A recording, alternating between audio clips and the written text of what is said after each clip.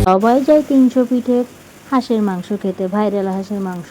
তাদেরকে বলবো এত টাকা খরচ করে এত দূরের রাস্তা গিয়ে কোনো লাভ আছে? সেই যদি 300 পিঠের ভাইরাল হাঁসের মাংস ঘরেই রান্না করতে পারেন, পরিবার নিয়ে আরামসে ভরপুর পেটে খেতে পারবেন। ওইখানে গেলে তো একটা প্লেটে কয়েক পিস গুনে গুনে দিয়ে দিবে, মন চাইলেও কিন্তু আর এক প্লেট কিনতে পারবেন না। আর যদি বা পারেন, যদি ফ্যামিলির অনেক লোকজন থাকে সবাইরে নিয়ে যায়, তাহলে খরচও একটা ব্যাপার আছে।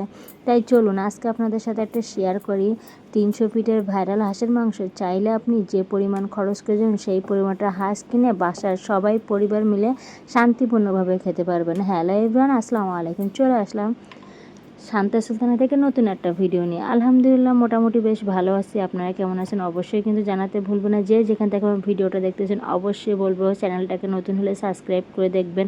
আর যদি পুরাতন হয়ে থাকে নোটিফিকেশান চলে গেছে তাহলে কিন্তু একটা লাইক আর একটা কমেন্ট, পারলে একটা শেয়ার করে দিবেন যদি আপনার মনটা চায়। আজকে কিন্তু সকাল থেকে এখানে বৃষ্টি শুরু হয়ে গেছিলো, তো সকালবেলা কিন্তু বৃষ্টিতে নাস্তা পানি শেষ করে একটু 1 কাপ চা না হলে কিন্তু একদমই হয় না। তো এখানে চাটা বানিয়ে নিয়েছিলাম। চা খাওয়ার পরে আবার একটু ভিডিও বানাইতে আসলাম, কারণ প্রতিদিনের তো ভিডিও ডিউটি অনুযায়ী কাজ করতে হয়। কিন্তু বেশ কিছুদিন ধরে শরীরটা একটু খারাপ যাচ্ছে, তারপরেও কিন্তু ভিডিও বানাতে থামি নাই। কী করবো, শরীর খারাপ, আবার ভিডিও দিতে দিতে এমন একটা অভ্যাস হয়ে গেছে যে একদিন ভিডিও আপলোড কম করলে মনটা যেন কেমন করে, ইসপিস লাগে, অশান্তি লাগে, শান্তি পায় না। যেমনটা নামাজ একদিন না পড়লে যেমন লাগে, ঠিক এটা একটা কাজ, একটা চাকরিতে পরিণত হয়ে গেছে। তো কথা কইতে কইতে চলেন আপনাদের ভাইরাল হাঁসের মাংসটা শেয়ার করি এবং আমার কথাগুলো শুনবেন, একটু কিছু গল্পও করবো, ভাইরাল হাঁসের মাংসটা শেয়ার করব। তো আমার ফ্রিজে রাখা ছিল সকাল থেকে, যেহেতু বৃষ্টি হচ্ছে, বেশ কিছুদিন গরম পড়ছে, তো ভাবলাম এখন আর খাবো না, গরমে খেলে কিন্তু একদম প্রেশার উঠে যাবে, যার কারণে কিন্তু বেরই করে নাই। সকাল থেকে দেখলাম প্রচুর ঝুমঝুম বৃষ্টি হচ্ছে, তা মনে করলাম আজকে তাহলে হাঁসের মাংসটা রান্না করি। আবার জামাই উঠে করছিল যে হচ্ছে না আজকে তো 300 পিঠ গেলে সবাই নিলে ভালোই হতো, হাঁসের মাংস খেয়ে আসতাম। আমার তখন মনে করলো ফ্রিজে মাংস আছে, তাই আজকে রান্না করেই ফেলি ঘরের সব মশলা দিয়ে।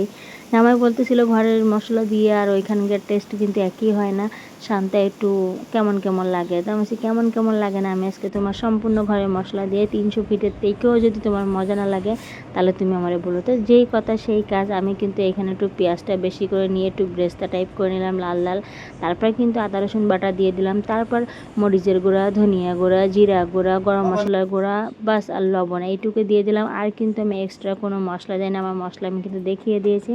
পানি দিয়ে একটু ভালো মতন কষিয়ে নিব, কষিয়ে নেওয়ার পর আমি মাংসটা দিয়ে দিব। দিয়ে দেওয়ার পরে মাংস থেকে একটু পানি ছাড়বে, আর একটু পানি দিয়ে আমি একদম ঢাকনা দিয়ে দেবো। যেহেতু রাজহাঁসের মাংস একটু গলতে কিন্তু টাইম লাগবে, আর গ্যাসের চুলায় তো তারপর একটু টাইম লাগবে, কিন্তু কিছু করার না। কুকারে দিলে হয়তো মাংসটা তাড়াতাড়ি সিদ্ধ হয়ে যেত, কিন্তু আমি সেই ভাইরাল 300 পিঠের মাংসের স্বাদটা কিন্তু কুকারে দিলে পাবো না, এই জন্য একটু টাইম নিয়ে হাতে রান্না করতে হলো। যেহেতু রাজহাঁসের মাংস গলতে একটু টাইম লাগবে, তো গরুর মাংসের মতনই টাইম লাগবে। তো এখানে কিন্তু আমি দেখতে পাচ্ছেন পুরো মাংসটা একদম সরাসরি দিয়ে দিলাম, দিয়ে দেওয়ার পর নাড়াচাড়া করে একটু পানি দিয়ে আমি ঢেকে দিয়ে দিব। প্রায় 80% সিদ্ধ হওয়ার পরে যে এক্সট্রা জিনিসটা দিব, সেই জিনিসটা কিন্তু হচ্ছে না আপনার অবশ্যই লাগবে যদি সেইভাবে ভাইরাল মাংসের রেসিপি, একটু মজাদার পারফেক্ট রেসিপি পেতে চান। তো সেটা হচ্ছে নারকেলের দুধ। নারকেলের দুধ ছাড়া কিন্তু একদম হাঁসের মাংস আমি রান্না করতে পারি না, আর যদি বা রান্না করে আমার সেদিনকে কিন্তু একদম খেতে ইচ্ছা করে না। আর রসুন, এই দুইটা জিনিস কিন্তু থাকবে। হাঁসের মাংসতে যত বেশি রসুন দিবেন তাহলে দেখবেন হাঁসের মাংস যেটা হাঁস হাঁস গন্ধ, খেতে গেলে কেমন একটা গন্ধ লাগে, ওই গন্ধটা পাবে না। নারকেলের দুধ দিলে কিন্তু এত পরিমাণ মজা হয় যে আপনার আঙুল চেটে পুটে খাবেন। এটা আপনি পরোটা দিয়ে খেতে পারবেন, নান রুটি দিয়ে খেতে পারবেন, ভাত দিয়ে খেতে পারবেন, চালের আটা রুটি দিয়ে খেতে পারবেন, সব কিছু দিয়ে আপনি খেতে পারবেন। তো দেখেই পাচ্ছেন আমি কিন্তু ঢাকনাটা দিয়ে দিলাম, পানিও কিন্তু অলরেডি আমার ছেড়ে দিয়েছে। তো আমি বলি কি ভাই, এরকম মাংস যদি ঘরেই রান্না করা যায়, এই মাংসটায় যে দামটা পড়ছে, আপনি যে 300 পিঠে যাবেন, আশেপাশে থাকলে তাদের জন্য সুবিধা যে আশেপাশে হাঁটতে হাঁটতে চলে গেলাম। দূর থেকে যারা খেতে যায় তাদেরকে বলবো বেকার আপনারা খেতে যান। হ্যাঁ, যদি ঘোরার উদ্দেশ্যে যান বা একটু মন ভালো করার উদ্দেশ্যে যান, আশেপাশে আরও জায়গায় ঘুরতে যাবেন তাহলে ঠিক আছে, কিন্তু শুধুমাত্র যদি আপনারা হাঁসের মাংস আর সিটা রুটি খেতে যান তাহলে কিন্তু আমি বলবো বেকার যান। আপনারা ঘরে বসে এইভাবে রান্না করেন, দেখেন ওর থেকে টেস্ট পাবেন এবং প্রাণ শান্তি ভরে খেতে পারবেন। তো এইখানে নারকেলের দুটো বের করে রাখছিলাম, সেটাও আর রসুন কয়টা আস্ত রসুন দিয়ে দিয়েছিলাম। এতে কিন্তু বাসায় আস্ত রসুন খেতে পছন্দ করে, কারণ একটু আস্ত রসুন কিন্তু আবার গায়ের ব্যথা মরে, আর মাংসতে দিলে কিন্তু টেস্টটা একটু রসুনটা একটু আলাদাই হয়। তো এখানে দেখতে পাচ্ছেন এই পানিটা কিন্তু আমি শুকিয়ে নিব। শুকিয়ে নেওয়ার পরে কিন্তু আমার পুরো মাংস একদম হয়ে যাবে। ওই সাইডে আমরা ডাল রান্না করতেছিলাম। ডাল আর ভাজি না হলে হয় না, যেহেতু শুধু একটা মাংসই ছিল, মাংসতে কোনো ঝোল লাগবে না, একদম মাখা মাখা ভুনা রান্না করব। তো একটু ডাল রান্না করলাম, সাথে ভাজিও রান্না করে নিলাম। কষ্ট হইতেছে কাজ করতে, বেশ কিছুদিন ধরে ভিডিও দিচ্ছি না, শরীরটা একটু খারাপ, কিন্তু কিছু করার নাই। আপনাদের সাথে আমার অ্যাক্টিভ না থাকলে ভালো লাগে না, তাই বেশ কিছুদিন যেদিনকে মনে করি লং ভিডিও দিতে পারছি না, সেদিনকে কিন্তু শর্ট ভিডিও দেয়। শর্ট ভিডিওগুলো পান, তো ভিডিওগুলো যদি আপনাদের ভালো লেগে থাকে তাদেরকে বলবো একটা কমেন্ট করে দেন, কারণ একটা সাবস্ক্রাইব বাড়লে কিন্তু একটা কন্টেন্ট ক্রিয়েটর বা ইউটিউবের কিন্তু অনেক ভালো লাগে, যে না আমার কষ্টের পরিশ্রম হয়তো সফল হচ্ছে। কম কষ্ট করি না এই ভিডিও বানানোর জন্য। ফেসবুকেও মানে বেশ কিছুদিন ধরে ভিডিওতে ভিউজ একদম কম, ডাউন হয়ে যাচ্ছে, বুঝতেই পারতেছি না কী করবো। দেখেন এখানে একটা কথা আছে, মাংস কালারটা এত সুন্দর, আমি কিন্তু রানই তুলতে যাচ্ছিলাম, আমার জামা বললো রানটা তুমি খেও না, আজকে আমি খাবো। তো যাই হোক, রান্নাবান্না সব শেষ করে ঘর বাড়ি একটু খাটটাটগুলো গুছিয়ে নিলাম। পরিপাটি না হলে আবার একটু ভালো লাগে না। পিচ্চি বাচ্চা ঘরে আসে, ঘরটা এলোমেলো করে রাখে, কিন্তু যখনই থাকে না তখনই চেষ্টা করি সবগুলো গুছিয়ে গেছে রাখার জন্য। তো বিছানাটা ঝাড়ু দিয়ে নিচ্ছি, পরিষ্কার করে নিচ্ছি।